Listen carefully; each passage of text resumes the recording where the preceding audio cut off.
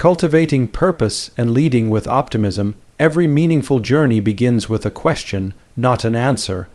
The greatest leaders don't start by asking what they can build, sell, or achieve. They ask why they exist in the first place. Purpose isn't a mission statement written on the wall. It's the heartbeat of everything we do.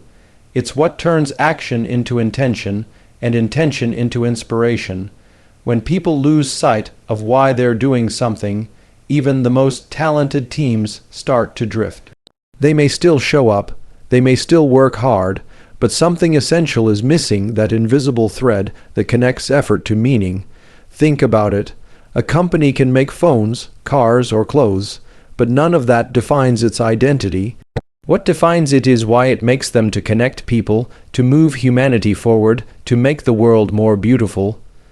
Purpose is not the what or the how. It's the asterisk, why asterisk, the reason that breathes life into everything that follows. When a leader starts with why, they create a sense of belonging. People no longer see themselves as employees. They see themselves as contributors to something greater. When we lead with purpose, the ordinary becomes extraordinary. A teacher isn't just teaching lessons, they're shaping lives. A nurse isn't just giving medicine, they're restoring hope. A parent isn't just raising children, they're raising the future.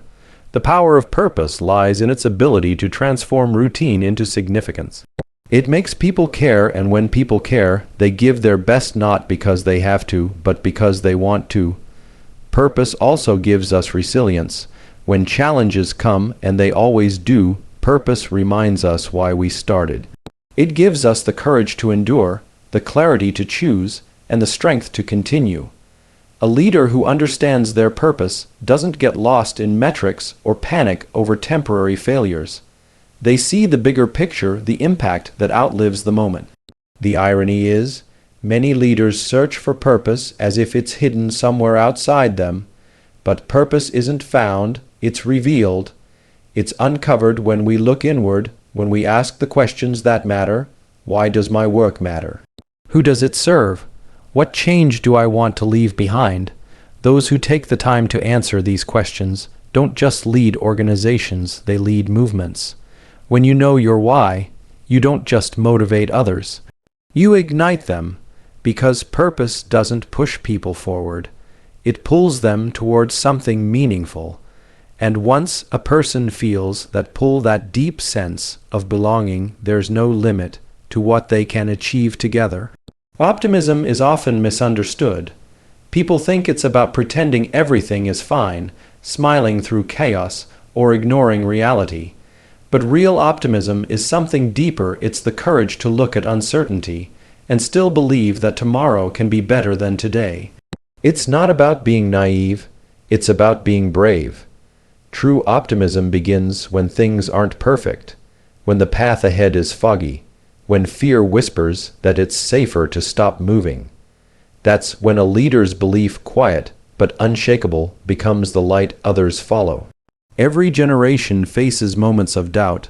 Economies crash, technologies disrupt, wars and pandemics shake our sense of control.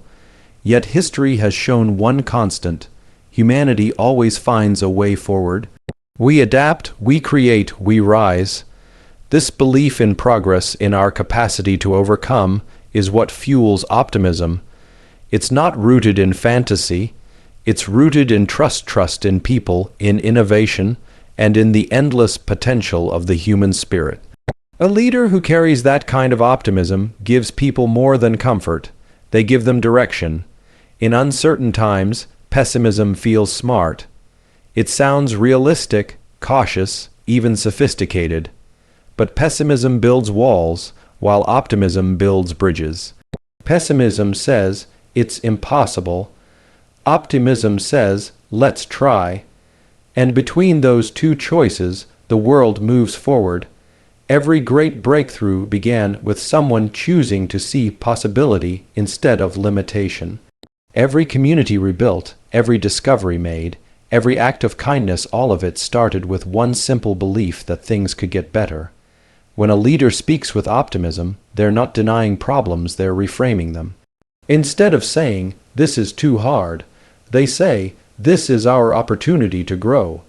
Instead of asking, "What if we fail?" they ask, "What if we succeed?" That shift in language changes everything. It changes energy, creativity, and resilience. People don't follow perfection, they follow hope. Optimism, then, isn't a personality trait, it's a responsibility. It's something leaders choose every day, because when they choose optimism, they give others permission to believe again. A team that believes is a team that dares. They start to see beyond fear, beyond the immediate, beyond themselves. That's where innovation happens. The truth is, optimism doesn't make problems disappear. It gives us the strength to solve them. It gives us the courage to face uncertainty with confidence and to turn challenges into opportunities. Leaders who embody this truth remind us all that even in the darkest moments, there's always a reason to look up, because leadership isn't about predicting the future. It's about believing we can shape it. There's a moment in every person's life when work feels heavy, when the routine feels endless, when we start to wonder, does any of this really matter? That's where purpose steps in, not as a motivational slogan, but as the lifeline that reconnects us to meaning. Purpose turns work into contribution. It transforms the ordinary into something deeply human, because when people see how their actions fit into a larger story, even the smallest task becomes significant. Imagine a janitor in a hospital who cleans the floors every night. To some, it may look like a simple job, but if you ask him what he does, he might say, "I help patients heal." That's the power of purpose. It redefines the meaning of what we do. It's not about title or position, it's about impact. And that impact becomes the fuel that drives us, especially when the journey gets hard. Leaders who understand this truth don't focus on squeezing more effort out of their teams. They focus on showing people why their effort matters. They connect the dots between a person's daily grind and the difference it makes in someone's life. They remind their people, you're not just writing code, you're building something that will help others connect. You're not just cooking food, you're creating moments families will remember. When we see the outcome of our work in human terms, our work stops being a burden. It becomes a form of service. The beauty of purpose is that it doesn't require grandeur. You don't have to save the world to make a difference. Sometimes it's found in doing something well, something that makes one person's life better. It's in the nurse who holds a patient's hand, the teacher who stays after class, the mechanic who fixes a car so a father can get to work. These moments rarely make headlines, but they shape lives. Without purpose, people burn out. They start chasing numbers instead of meaning, and eventually, even success feels hollow. But when you give them a reason, a cause that resonates, their energy renews. They begin to care again. Purpose doesn't just increase productivity, it awakens passion. It creates loyalty that no paycheck alone can buy. In the end, leadership is about helping people see themselves as contributors, not just workers. It's about showing them that what they do matters, that they matter. Because when a person feels their work has purpose, they don't just show up to earn a living, they show up to make a difference. And that's where greatness begins. Optimism doesn't live in slogans or speeches. It lives in the quiet spaces between people and the trust they build, the compassion they show, and the connections they nurture. A leader's optimism is only as strong as the relationships that sustain it. Because optimism, at its heart, isn't an individual quality, it's contagious energy that spreads when people feel seen, valued, and safe. When trust exists, optimism thrives. When trust disappears, even the brightest vision fades. We often think that optimism comes from the top, that if a leader smiles and speaks positively, the team will follow. But people don't believe words, they believe consistency. They believe in how you show up when things fall apart. Trust is built not in the good times, but in the moments of doubt, when leaders choose transparency over control, empathy over ego, and listening over lecturing. Those choices tell people, "I'm with you," and that message builds something unbreakable. When leaders foster real connection, optimism becomes natural. It's not forced, not performative, it's genuine. Because people who feel connected begin to see possibility where they once saw problems. They stop competing and start collaborating. They stop fearing failure and start trusting that they'll be supported even if they stumble. Optimism flourishes in environments where mistakes aren't punished but learned from, where every voice matters, and where success is shared, not owned. Small gestures make the biggest difference. A word of encouragement, a leader who pauses to ask, "How are you really doing?" Or someone who celebrates progress, not just perfection. These acts fuel optimism far more than grand speeches ever could. They remind people that their presence matters as much as their performance. And when people feel that, they begin to believe in something bigger than themselves. Trust and connection are the soil from which optimism grows. Without them, motivation withers. With them, hope becomes a culture.